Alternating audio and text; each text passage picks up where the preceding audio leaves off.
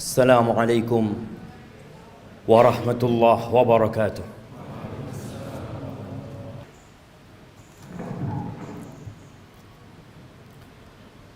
إن الحمد لله نحمده ونستعينه ونستغفره ونعوذ بالله من شرور أنفسنا وسيئات أعمالنا.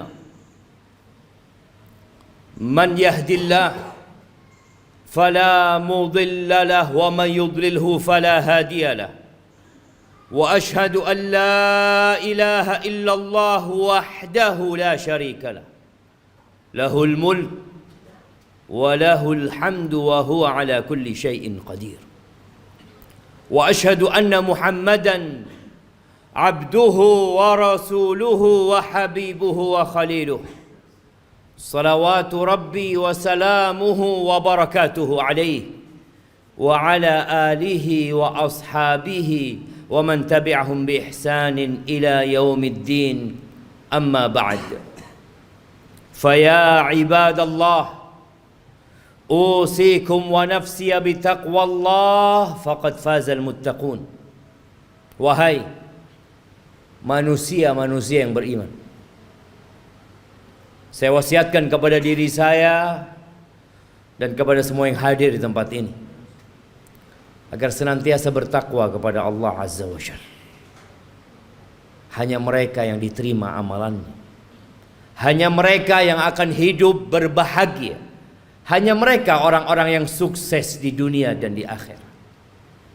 Allah Jalla Jalaluh mengulangi perintahnya, dan para rasul menyampaikan berulang kali, dan para pewaris Nabi diteruskan perintah itu untuk mereka. Ya ayyuhalladzina amanu taqullah, wahai orang-orang yang beriman, bertakwalah kalian kepada Allah. Kalimat yang sering kita dengar, yang terus diulang-ulang, karena kita memang sering lupa.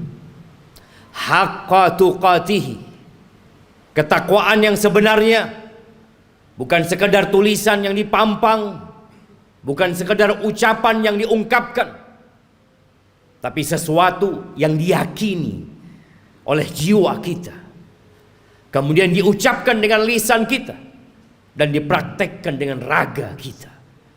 Dan Allah mengatakan, wala tamutunna illa wa antum muslimun, kalian jangan mati kecuali dalam kondisi Islam. Yang menjadi standar orang baik bukan sekarang, tapi tatkala ajal menyebut kita. Jamaah rahimakumullah, setiap hari kita keluar rumah kita, orang-orang juga keluar dari rumahnya, anak-anak juga berangkat ke sekolahan. Besok mereka akan melakukan itu lagi. Terus rutinitas yang dikerjakan oleh manusia. Ada yang ke pasar, ada yang ke kantor, ada yang ke pabrik, ada yang di jalanan. Semuanya mencari apa? Mencari uang, mencari harta. Allah telah menanamkan di dalam jiwa kita kecintaan kepada harta. Zuyyina linnas hubbus syahawat minan nisa wal banin wal qanatiril muqantarati minadh dhahabi wal fiddah wal khailil musawwamati wal an'ami wal harth, dzalika mata'ul hayatid dunya wallahu 'indahu husnul ma'ab. Allah menjelaskan kepada kita bahwa telah ditanamkan kecintaan syahwat kepada wanita, kepada anak-anak, kepada harta yang berlimpah ruah, yang bertumpuk-tumpuk. Dulu kuda-kuda yang mewah, sekarang mobil-mobil yang mewah. Pertanian, peternakan, itu sesuatu yang sudah dicintakan kepada kita. Itu kesenangan kehidupan dunia. Tapi di sisi Allah ada tempat kembali yang baik. Lihatlah orang terkaya di dunia ini, kemana dia bawa hartanya? Dia tinggal selama-lamanya di muka bumi ini. Di negeri ini kita sering membaca 10 orang terkaya. 1 fulan, 2, 3, 4, 5, 6, 7, 8, 9, 10, semua hartanya ditinggal. Hati-hati dengan dunia ini. Jangan sampai kita tertipu. Silahkan bekerja, silahkan cari harta, tapi ambisi kita bukan dunia. Karena kita gak lama tinggal di dunia, jemaah. Sungguh sangat bodoh manusia yang menimbun hartanya di sebuah tempat. Dia taruh di brankas, tiap hari dia kumpulkan di sana, kemudian setelah itu dia tinggal selama-lamanya. Kemana akalmu? Bukankah engkau capek menumpuk harta itu? Bukankah engkau sekolah tahunan untuk mendapatkan harta itu? Dan engkau udah dapat. Kenapa engkau gak bawa? Kenapa kau tinggalkan? Selama-lamanya kau tinggalkan di muka bumi. Dan kebanyakan kita seperti itu. Hanya bekerja dan terus bekerja, kemudian pergi meninggalkan dunia. Ahibati fillah, sebagian kita sudah hidup menderita jiwanya.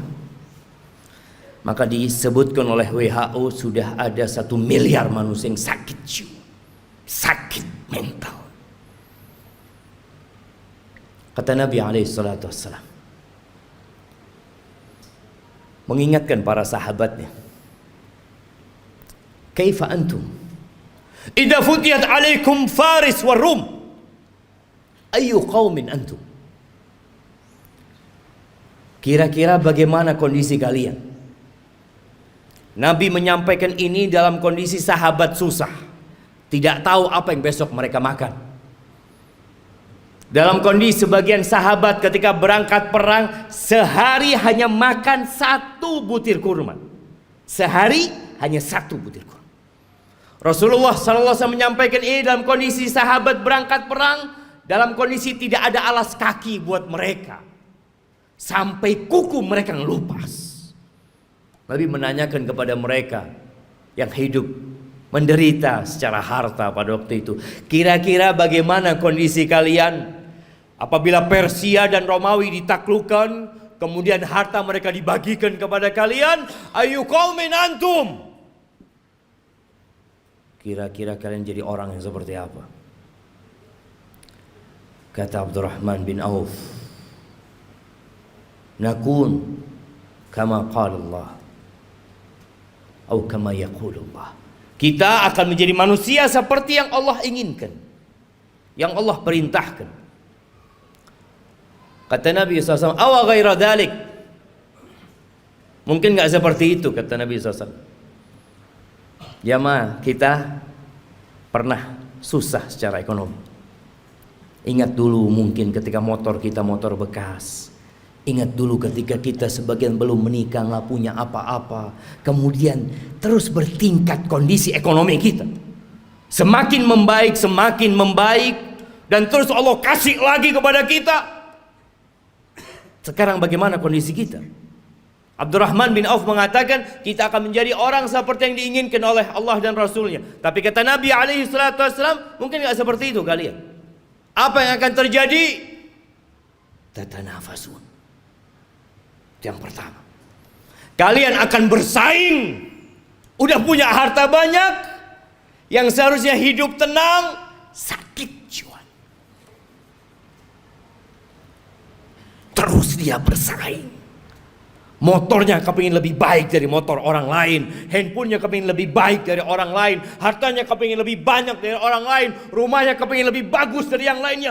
Terus didorong oleh penyakit. Tatanafasun. Itu yang akan terjadi. Oke. Bersaing boleh kan? Selama kita tidak menzalimi orang lain. Tapi Nabi SAW mengatakan itu hanya awal yang akan terjadi. Yang kedua, thumma tatahasadun. Kalian akan saling hasud setelah itu. Karena dunia ini sempit, jamaah. Kursi-kursi itu terbatas. Kalau sudah ada yang duduk di sana, yang lain nggak bisa duduk di situ. Dia harus turunkan dia. Dia harus menggantikan posisi itu. Kalian kalian akan saling hasut. Kita lihat orang-orang yang di pasar, bagaimana kondisi jiwa mereka yang mungkin tampak sehat-sehat menurut kita, tapi sakit jiwanya. Nabi menyampaikan kalian akan saling iri, kalian akan saling hasut. Nggak suka orang lain lebih baik dari dia daripada sisi. Nggak suka dia. Padahal saudaranya Muslim, yang seharusnya dia bergembira dengan kegembiraan saudaranya, yang seharusnya dia cinta kepada saudaranya seperti dia mencintai diri dia sendiri.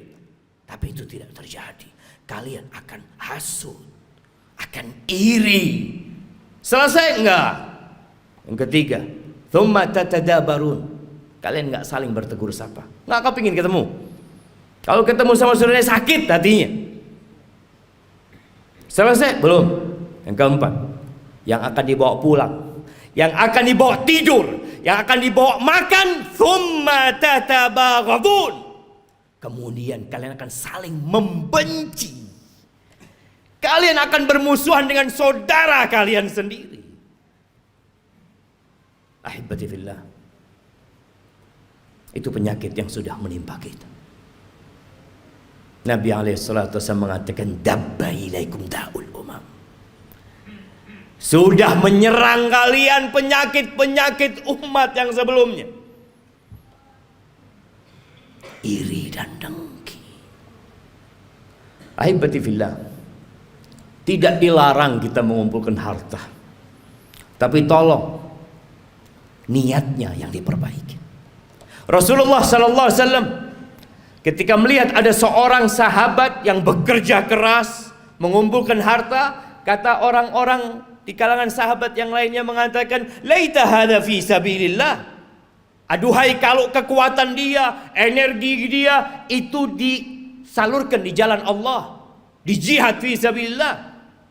Maka Nabi mengatakan kepada para sahabatnya, lau kana yas'a. Kalian tahu kalau orang ini keluar bekerja dalam rangka memberikan nafkah kepada kedua orang tuanya yang udah sepuh, fahuwa fi sabilillah. Dia di jalan Allah. Yang kedua, lau kana kharaj yas'a ala auladin lahu sighar. Kalau dia bekerja dalam rangka niatnya memberikan nafkah kepada anak-anak yang masih kecil, fahuwa fi sabilillah. Dia di jalan Allah. Jangan diremehkan dia bekerja. Yang ketiga, in kana kharaja yas'a yu'iffa nafsah. Kalau dia keluar bekerja dalam rangka menjaga kehormatan dirinya agar dia tidak jadi benalu di masyarakat, dia tidak menyusahkan orang lain, dia sedang ingin menjaga kehormatan dirinya, nggak ingin minta-minta sama orang, fahuwa fi sabilillah, maka dia pun di jalan Allah. Tapi yang keempat, in kana kharaja yas'a riya'an wa mufakharatan. Tapi kalau dia kerja dalam rangka riya, pamer, dalam rangka berbangga-banggaan dengan harta dia, fahuwa fi sabilis syaitan, maka dia di jalan syaitan.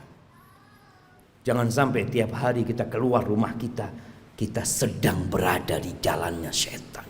Bekerja hanya untuk berbangga-banggaan, hanya untuk pamer kepada orang lain. Aqulu qawli hadza wa astaghfirullah li wa lakum wa lisairil mu'minin wal mu'minat fastaghfiruh innahu huwal ghafurur rahim.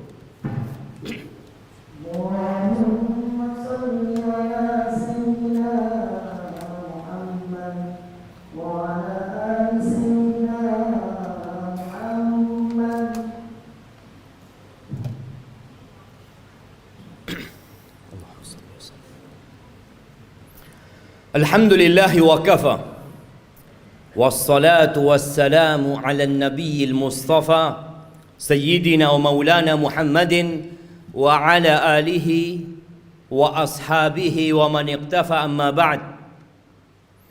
Ahibati fillah, berapa banyak dari orang-orang yang kita kenal yang telah pergi meninggalkan dunia ini, dan kita tahu hasil usaha dia, rumah yang dibangun, motor yang dimiliki, dan harta yang lainnya nggak dibawa. Nabi alaihissalatu wassalam mengatakan, yatba'ul mayyit thalath. Yang ikut jenazah kita kalau kita mati 3. Maluhu wa ahluhu wa amaluhu. Apa yang ikut mengantarkan ke kuburan? Diantar pakai mobil-mobil, semua pada ikut ke sana. Hartanya ikut berangkat. Kalau dia orang kaya, punya banyak anak buah, anak buahnya ikut mengantarkan ke kuburan. Kalau dia orang terkenal yang banyak fan-nya, akan banyak yang ikut mengantarkan ke kuburan. Ya, keluarga, harta ikut. Yang ketiga amal. Yang dua pulang. Tuh kita lihat ribuan orang yang mungkin mengantarkan jenazah, ada satu yang mau tinggal di dalam? Nggak ada. Anaknya mungkin, orang tuanya mungkin, kawan dekatnya nggak ada. Anak buahnya yang dia kasih bayaran, yang terus dibayar, mau menemani majikannya di dalam kuburan, nggak ada. Siapa yang menemani? Amaluhu, bas amalnya. Maka segera beramal. Badiru bil amal. Kata Nabi SAW, segera kalian beramal. Segera. Fitanan kaqita'il lailil muzlim. Sebelum datang fitnah-fitnah, ujian-ujian, kekacauan-kekacauan yang seperti potongan malam yang gelap gulita. Apa yang terjadi ketika datang fitnah itu jemaah? Kalau kita menunda-nunda beramal, menunda-nunda hijrah kita, menunda-nunda untuk berubah jadi orang baik, yusbihur rajulu mu'minan wa yumsi kafiran. Paginya masih beriman, sorenya sudah kafir. Wa yumsi mu'minan wa yusbihu kafiran. Sorenya masih beriman, datang kajian mungkin dia, masih sholat asar, subuhnya sudah kafir. Kenapa itu terjadi? Yabi'u dinahu bi'aradin minad dunya. Dia jual agamanya. Dia jual. Dia barter dengan sedikit kenikmatan dunia. Nggak lagi mikir halal haram. Yang ada dalam benaknya harta, jabatan, kedudukan. Padahal semua itu akan ditinggalkan. Maka ahibati fillah, hari ini hari Jumat. Harinya bersalawat buat Nabi alaihi salatu wassalam. Harinya dianjurkan kita membaca suratul Kahfi. Baca tuh surat Kahfi. Baca dengan artinya. Baca pesan-pesan Allah kepada kita agar kita tidak diperbudak dengan harta kita. Biasanya imam kalau sholat Jumat itu membaca dua surah. Sabbihisma rabbikal a'la dan hal ataka hadithul ghasiyah. Tolong pulang dari sini baca tafsirnya. Sehingga kita tahu pesan-pesan yang Allah sampaikan agar kita tidak lebih mementingkan kehidupan dunia. Kata Allah, bal tu'thirunal hayatad dunya. Tapi kalian udah dikasih nasihat, tetap kalian lebih mementingkan kehidupan dunia. Wal akhiratu khairu wa abqa. Akhirat itu lebih baik dan lebih kekal.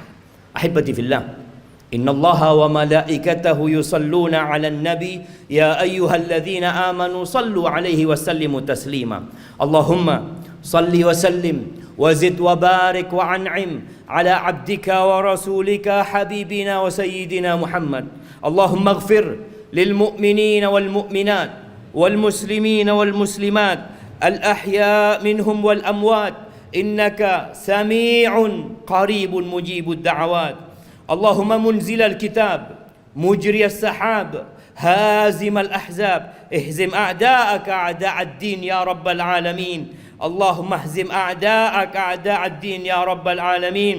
ربنا ظلمنا أنفسنا وإن لم تغفر لنا وترحمنا لنكونن من الخاسرين. ربنا لا تزغ قلوبنا بعد إذ هديتنا وهب لنا من لدنك رحمة إنك أنت الوهاب.